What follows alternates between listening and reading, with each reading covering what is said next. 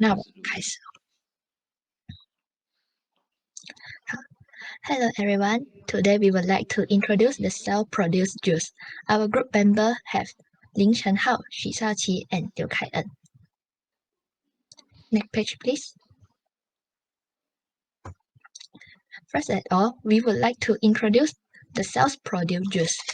A vacuole is a membrane brown organelle which is present in plant cells.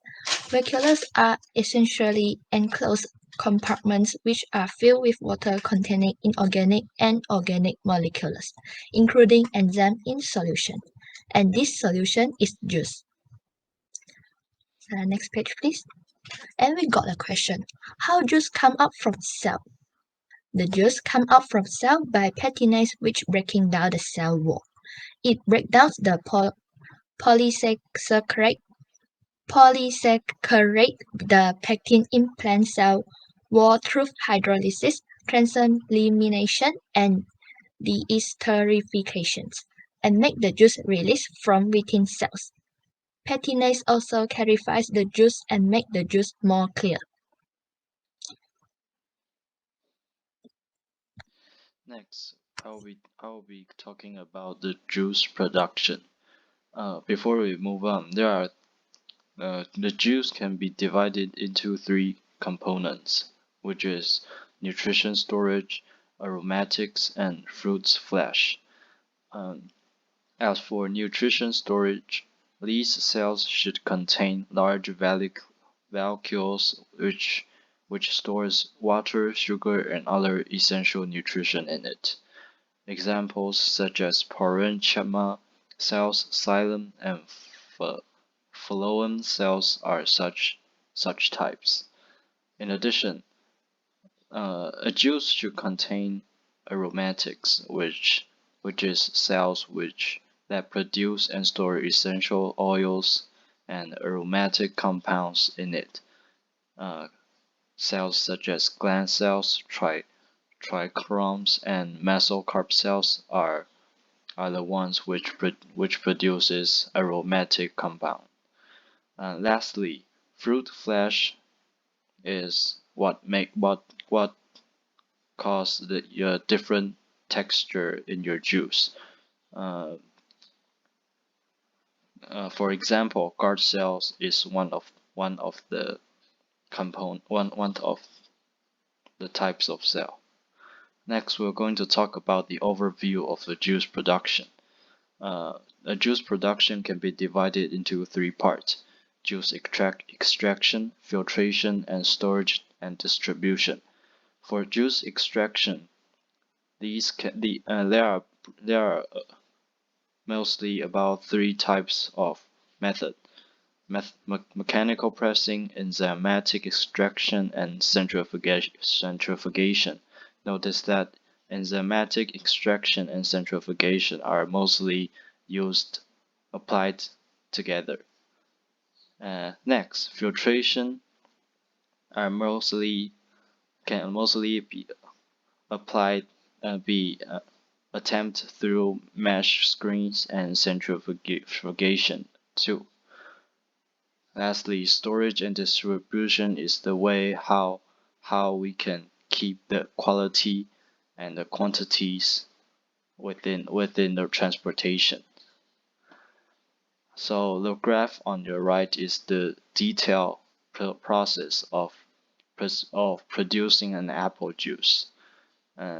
If you look clearly, you'll notice that the production of the apple juice mostly applies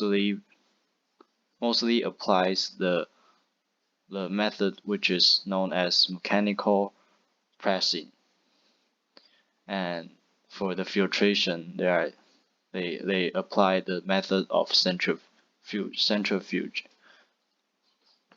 However, I would like to talk about a special method named enzymatic extraction.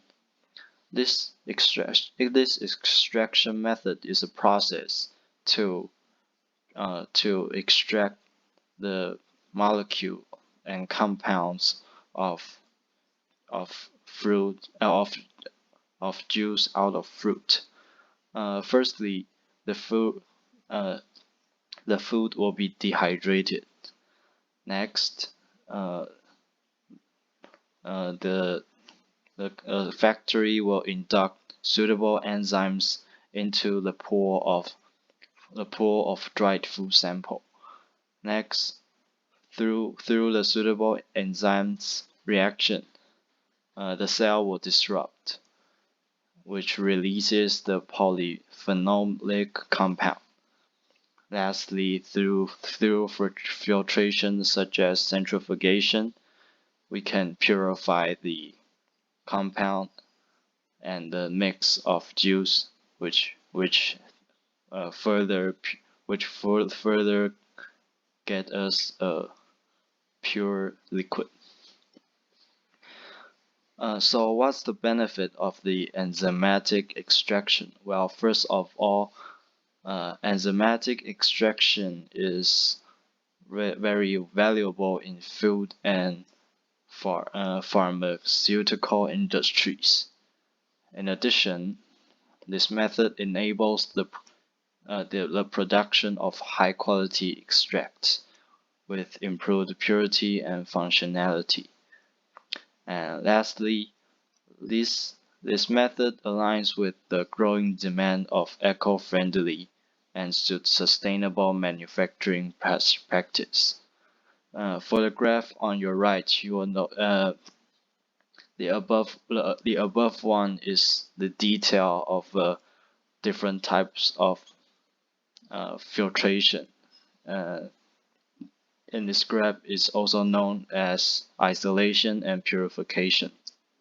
You'll see there's different types of filtration other than centrifugation.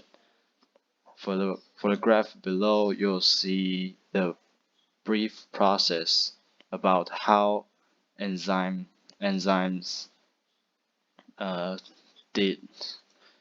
disrupt the cell and how they can separate the lipid, water, and biomass through gravity clarifier, and which is known as centrifugation. Okay, I'm in charge of summary part. When cells produce juices, it actually refers to the cells releasing specific molecules that have particular functions for the cell itself or its surrounding environment. Let's delve into the principles and mechanism behind this.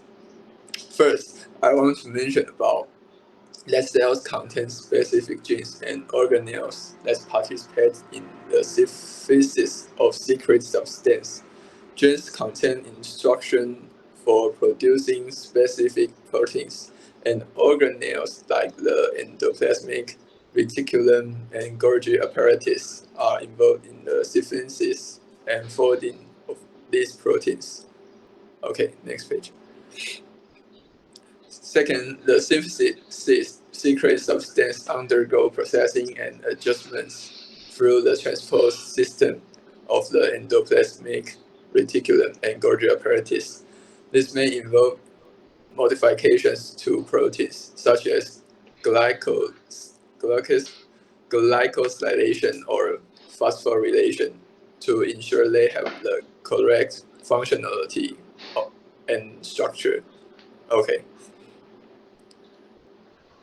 Next, some secret substance may need to be stored within the cell until they are ready for release. This can occur in vesicles within the cell, and these vesicles can fuse with the cell membrane under appropriate stimuli, releasing their contents. Okay. Finally, when the cell receives specific signals or stimuli, it initiates the secretion process. This may involve receptors on the cell membrane binding with external molecules or the activation of signaling pathways within the cell. Ultimately, these stimuli lead to vesicles fusing with the cell membrane, releasing the secret substance into the extracellular space. Overall, this process is highly regulated to ensure that secret substance function at the correct time and location. Such secretion mechanisms are crucial for maintaining the balance within and outside the cell and coordinating the functions of tissues and organs. Okay, this is our presentation. Thank you for listening.